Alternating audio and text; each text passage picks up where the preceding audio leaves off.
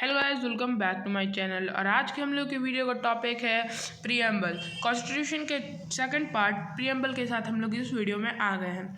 अगर आपको कोई डाउट रहा तो नीचे कमेंट करना, कोई गलती होगी तो sorry. So let's begin today's with our video. तो पहले हम लोग जानेंगे कि प्रीएम्बल बेसिकली होता क्या है। तो एक प्रीएम्बल है ना, वो एक इंट्रोडक्टरी स्टेटमेंट काइंड ऑफ होता है। हम लोग के कॉन्स्टिट्यूशन का जो इंट्रोडक्टरी स्टेटमेंट है वो प्रीएम्बल होता है। Okay, preamble is a introductory statement of the constitution, ऐसे बोल सकते हैं। और जो अपने अंदर कॉन्स्टिट्यूशन के वैल्यूज, विजन्स, ऑब्जेक्टिव्स को वेरीफाई करता है। ओके, जो अपने अंदर वैल्यूज़, विजन्स को वेरीफाई करता है। और जो ये प्रीएम्बल है, जो प्रीएम्बल हमारी कॉन्स्टिट्यूशन के प्रीएम्बल हमारी कॉन्स्टिट्यूशन के प्रति स्टार्ट होता है, वो इस वर्ड से स्टार्ट होता है, we are the people of India. Okay, समझ में आया क्या? इसका मतलब क्या है? इसका मतलब समझो तुम लोग। जैसे जो प्रीएम्बल होता है वो स्टार्ट होता है we are the people of India. यहाँ पे भी तुम लोग देख सकते हो we are the people of India, ये इससे स्टार्ट होता है, शुरुआत इसका इसी से होता है, we are the people of India. फिर जिसका मतलब होता है, तो जैसे मैंने बोला जो स्टार्ट होता है वो we are the people of India से स्टार्ट होता है उसका प्रीएम्बल। तो जिसका मतलब बेसिकली होता है, जिसका मतलब होता है कि जो कॉन्स्टिट्यूशन है, जो constitution of India is the people of India. जैसे मैंने आपको इस डायग्राम में, इस फोटो पिक्चर में भी मैंने आपको वेरीफाई करवाया है। The constitution of India is the people of India, is the people of India. मतलब जो कॉन्स्टिट्यूशन है वो पीपल का है, वो इंडियन के वो इंडिया पीपल का ही है।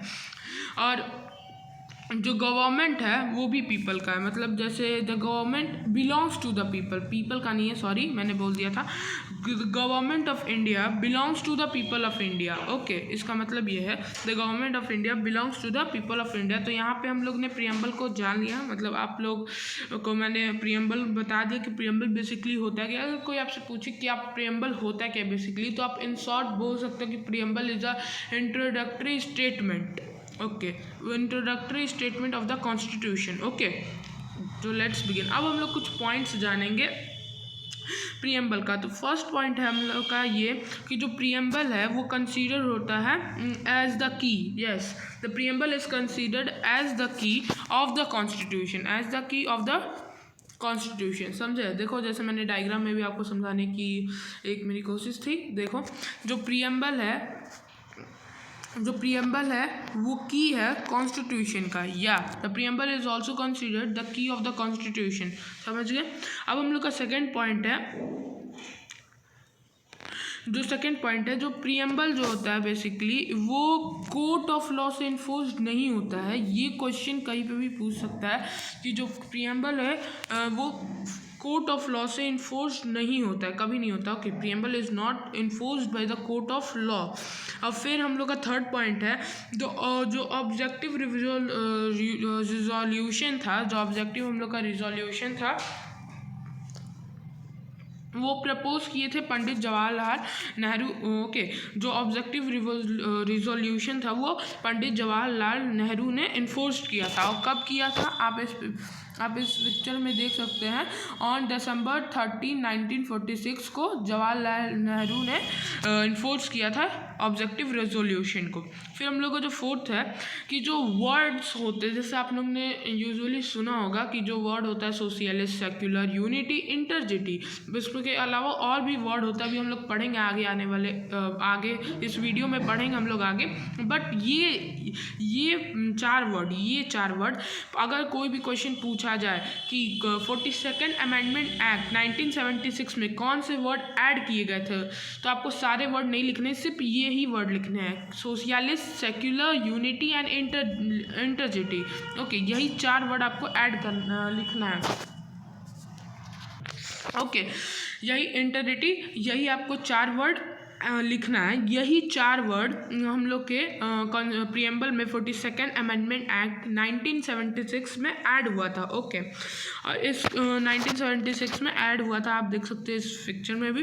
अब हम लोग का एक लास्ट पॉइंट है, उसके अब लास्ट पॉइंट है, अब हम लोग वो लास्ट पॉइंट था। अब हम लोग इन सारे पॉइंट्स को पढ़ेंगे, जो वर्ड्स होते हैं प्रीएम्बल हैड्स वर्ड लाइक, जैसे हम लोग sovereign, socialist, secular, democratic and republic, इन 5 वर्ड को अब हम लोग ब्रीफली पढ़ेंगे और समझेंगे इन सबका meaning. Okay, so let's begin. तो पहला हम लोग का वर्ड है सोवर्जिन। सोवर्जिन होता क्या है बेसिकली, जो इंडियन स्टेट है वो सोवर्जिन स्टेट है। Okay, Indian state is a sovereign state, Indian state is a sovereign state, जिसका मतलब होता है कि it is a independent country.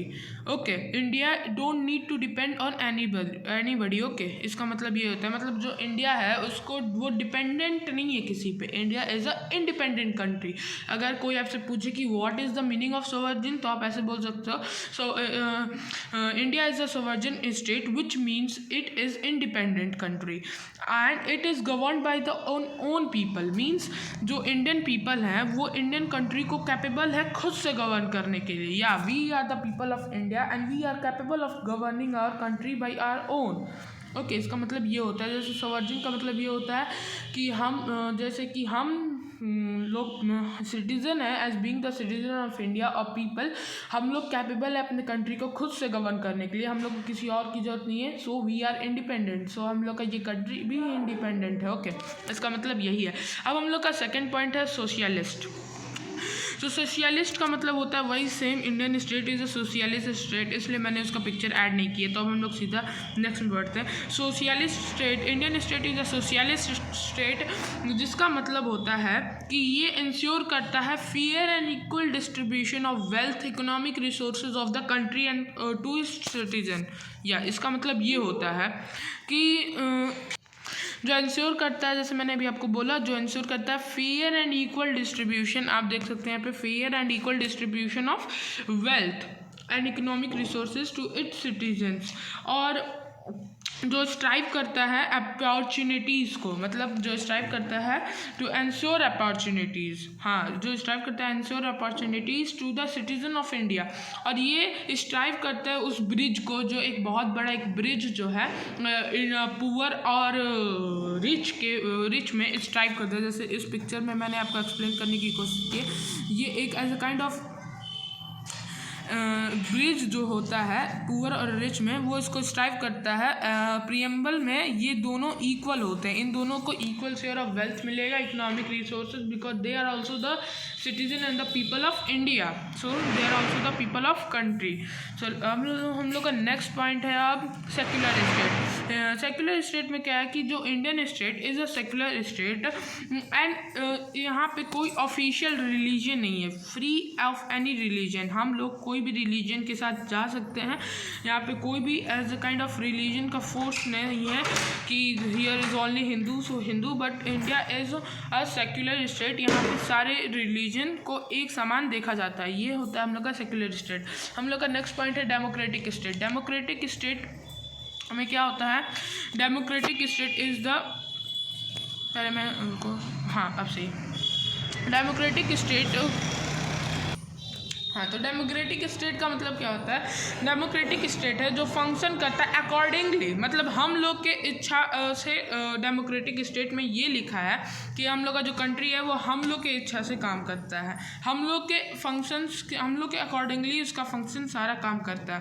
And India का गवर्नमेंट है, ये एक लाइन है जो बहुत इंपॉर्टेंट है, जो डेमोक्रेटिक में हमेशा आता है, आपको ये जानना चाहिए कि the government of India is of the people, by the people and for the people। इसका मतलब है जो गवर्नमेंट ऑफ इंडिया है वो पीपल का है, उसकी वजह से है और उसका ही है। मतलब the government of India is of the people, by the people and for the people, यही हम लोग का डेमोक्रेटिक स्टेट में। अब हम लोग नेक्स्ट अपने रिपब्लिक स्टेट के बारे में बात करेंगे। तो इसमें भी सेम है कि जो रिपब्लिक स्टेट है, वो जो Indian state is a republic state, जिसका मतलब होता है जो इंडिया कंट्री है वो रूल होता है या फिर एज अ काइंड गवर्न होता है एक हेड से, मतलब एक हेड ऑफ द स्टेट, जो हम लोग के प्रेसिडेंट रामनाथ कोविंद है, उसके बारे में एज अ काइंड सेम। रुको यार, वेट का। तो जैसे अभी मैंने बोला कि जो Indian state is a Republic state, जिसका मतलब होता है कि जो एक हेड, जो हम लोग का जो हेड है, जैसे अभी जो हम लोग का हेड है, जो प्रेसिडेंट है, वो प्रेसिडेंट इज़ गवर्न, मतलब जो अभी हम लोग का प्रेसिडेंट रामनाथ कोविंद है, वो गवर्न करते हैं कंट्री को। And president is a republic representative of the people, मतलब जो प्रेसिडेंट है वो एक रिपब्लिक रिप्रेजेंटेटिव होता है of the people, that serves as the president for the 5 years। जो हेड होता है वो एक पब्लिक रिप्रेजेंटेटिव होता है that serves as the head of the 5 years। So guys, thank you for the watching the video, and अच्छा लगा तो प्लीज़ लाइक करना, शेयर करना, सब्सक्राइब करना। तो मिलते हैं आपसे नेक्स्ट वीडियो में। Bye bye.